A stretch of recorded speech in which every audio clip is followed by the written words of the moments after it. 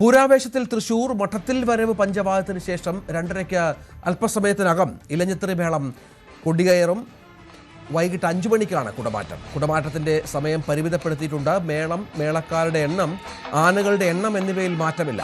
മുണ്ടത്തിക്കോട് വെടിക്കെട്ട് ദുരന്തത്തെ തുടർന്ന് 27-ന് പുലർച്ചെയുള്ള പ്രധാന വെടിക്കെട്ട് തിരുവമ്പാടി, പാറമേക്കാവ് ദേവസ്വങ്ങൾ ഒഴിവാക്കി. CV അനുമോദും G ശ്രീയത്തും വിവരങ്ങൾ പങ്കുവെക്കും. അനുമോദ്, കൊട്ടിക്കയറുകയാണ് അങ്ങനെ പൂരം. വലിയ വെയിലാണ്, വലിയ ചൂടാണ്.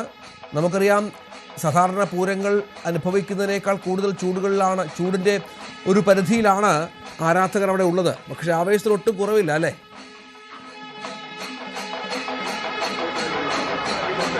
രഞ്ജിത്ത്, പൂരം ഈ ചൂടിനെയൊക്കെ മറികടക്കുന്ന തരത്തിൽ ആവേശത്തിലേക്ക് നടന്നു കയറുകയാണ്, കയറുകയാണ്. ഇപ്പോൾ താളത്തിന്റെ പൂരമാണ് നടക്കുന്നത്. ഒരു വശത്ത് പാറമേക്കാവിന്റെ എഴുന്നള്ളത്ത് ആരംഭിച്ചിട്ടുണ്ട്. അവിടെ ചെമ്പട കൊട്ടി അനിയന്മാരാരും സംഘവും വടക്കുന്ന സന്നിധിയിലേക്ക് പുറപ്പെടുകയാണ്. മറുവശത്ത് തിരുവമ്പാടി ഭഗവതിയുടെ എഴുന്നള്ളത്ത് മഠത്തിൽ വരവിൽ അവിടെ നിന്ന് പുറപ്പെട്ടിട്ടുണ്ട്. അവിടെ കോങ്ങാട് മധുവും സംഘവും പഞ്ചാരി കൊട്ടി അവിടെ താളം ഗോപുരം തീർത്തുകൊണ്ടിരിക്കുകയാണ്. അപ്പോൾ താളപൂരമാണ് ഈ ഒരു മധ്യാഹ്നത്തിലെ ചൂടിനെ മറികടക്കുന്ന തരത്തിൽ ഇവിടെ പെയ്തിറങ്ങുന്നത് അല്ലേ ശ്രീധേ?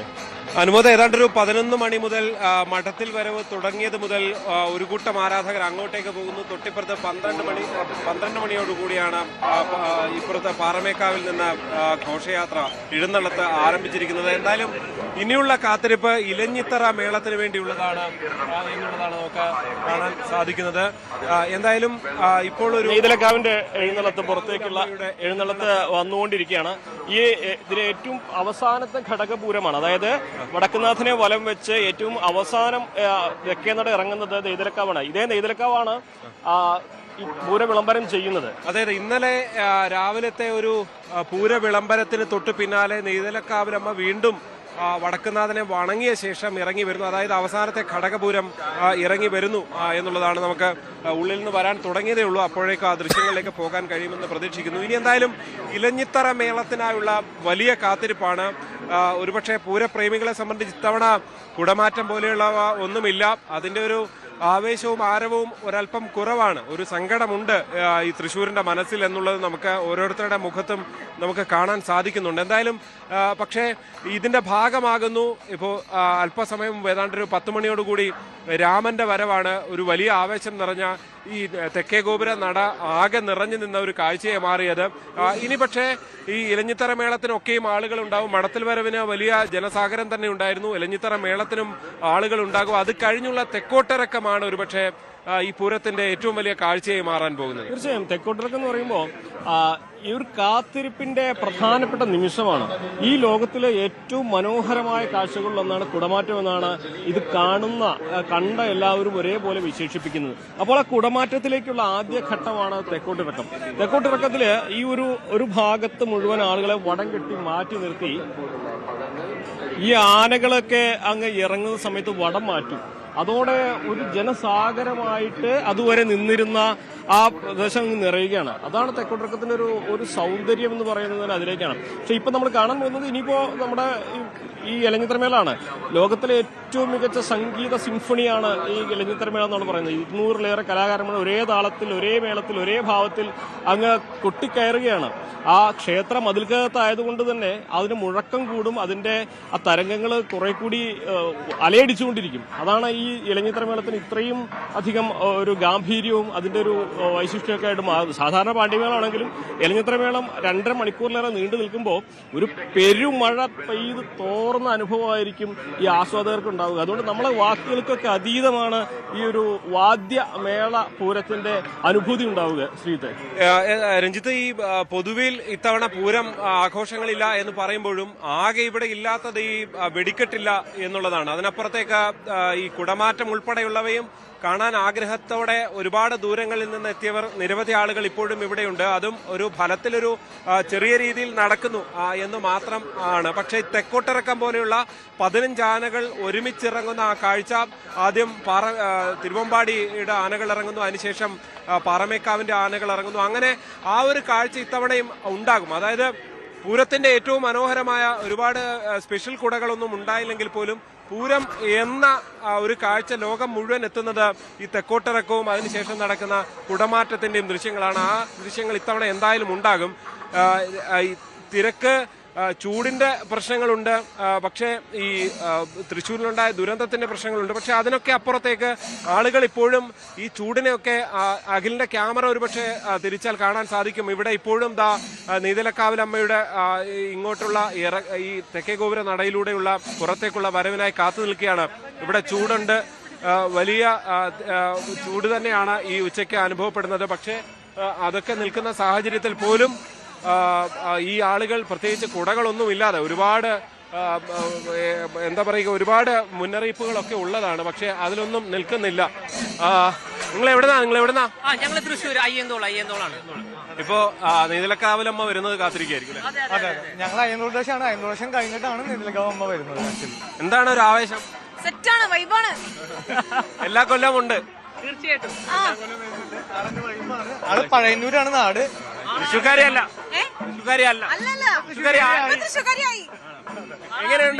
എങ്ങനെയുണ്ട് ഒരു വൈബ്? അടിപൊളിയാണ്, സെറ്റാണ്. ആർമിയിലാണ് അല്ലേ? ഞാൻ ആർമിയിലാണ്.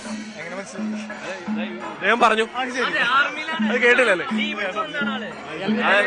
പൂരമായാൽ പിന്നെ ഞങ്ങൾ ഞങ്ങൾക്ക് ആവേശമാണ്.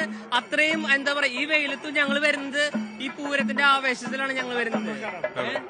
അത് നമുക്ക് മറക്കാൻ പറ്റില്ലല്ലോ. നേരത്തെ കയറണം. അതെ, കേൾക്കാണ്. 2.5 മണിക്കൂർ അവിടെ. അത് കഴിഞ്ഞാൽ കുട മാറ്റാം.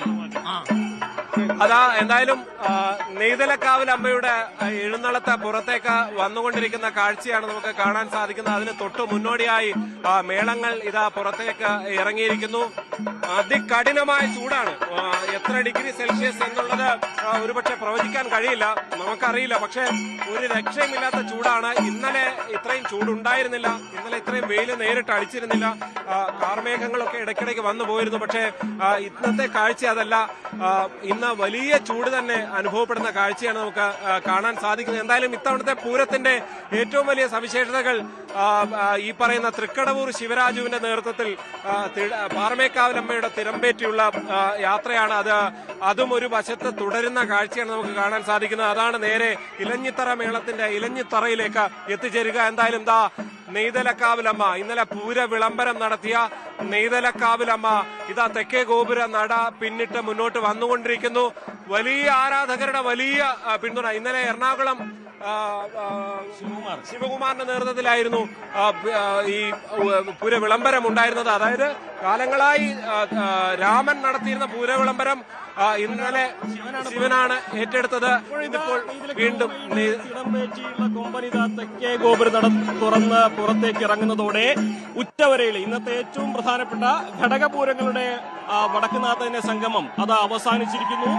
ഏറ്റവും അവസാനത്തെ ഘടകപൂരമാണ് നെയ്തലക്കാവിലേത്. നെയ്തലക്കാവമ്മ വടക്കുനാഥ സന്നിധിക്ക് പുറത്തു വന്നതോടെ ഘടകപൂരങ്ങളുടെ എഴുന്നള്ളത്ത് ഇന്ന് പകൽ എഴുന്നള്ളത്ത് ഇത് അവസാനിച്ചിരിക്കുന്നു. ഇനിയുള്ളത് പാറമേക്കാവിന്റെയും തിരുവമ്പാടിയുടെയും സമയമാണ്. പാറമേക്കാവിന്റെ എഴുന്നള്ളത്ത് അല്പസമയത്തിനകം തന്നെ വടക്കുനാഥ സന്നിധിയിൽ പ്രവേശിച്ച് ഇലഞ്ഞിത്തറയ്ക്ക് മുമ്പിൽ അവിടെ ഭഗവതിയെ സാക്ഷിയാക്കി ഇലഞ്ഞിത്തറ മേളം 2.5 മണിക്കൂർ സംഗീത പെരുമഴ, വാദ്യ പെരുമഴ, ഏറ്റവും വലിയ അവിടെയാണ് അരങ്ങേറുക. അതേ സമയത്ത് തന്നെ മഠത്തിൽ വരവ് പഞ്ചവാദ്യം മറുവശത്ത് തിരുവമ്പാടി ഭഗവതിക്ക് മുമ്പിലും തിരുവമ്പാടി ഭഗവതിയെ സാക്ഷി നിർത്തി നടക്കുന്നു. അതിനുശേഷം 2:15 തിരുവമ്പാടിയുടെ പാണ്ടിമേളം ആരംഭിക്കും. പാണ്ടിമേളവും ഈ രണ്ടിടങ്ങളിലും വാദ്യഘോഷങ്ങളുടെ പെരുമഴയാണ്. ഈ തീ പാറുന്ന ചൂടത്ത് ഈ മധ്യാഹ്ന സൂര്യനെ സാക്ഷി നിർത്തി തൃശ്ശൂരിൽ അരങ്ങേറാൻ പോകുന്നത്. എന്താണെങ്കിലും പൂരത്തിന്റെ ചൂട് അതിനെ ഈ അന്തരീക്ഷത്തിലെ താപനിലയും മറ്റ് സാഹചര്യങ്ങളൊക്കെ മറികടക്കുന്ന തരത്തിൽ ഉയർന്നുകൊണ്ടേയിരിക്കുകയാണ്. രഞ്ജിത്ത്, തൃശ്ശൂർ പൂരം അങ്ങനെ കൊട്ടിക്കയറുകയാണ്. ഇനിയും നിരവധി ചടങ്ങുകൾ ബാക്കിയുണ്ട്. വെടിക്കെട്ടൊഴിച്ചാൽ പൂരത്തിന്റെ എല്ലാ പ്രൗഢിയോടെയും കൂടി തൃശ്ശൂർ പൂരം അങ്ങനെ അരങ്ങത്ത് കൊട്ടിക്കയറുന്ന ദൃശ്യങ്ങൾ ഈ കൊടും ചൂട് അവഗണിച്ച് നമുക്ക് ദൃശ്യങ്ങളിൽ കാണാം. എത്ര ലക്ഷോപലക്ഷം ജനങ്ങൾ പൂരം കാണാനായി മേളം ആസ്വദിച്ച് നിൽക്കുന്നു. ദൃശ്യങ്ങളിലേക്ക്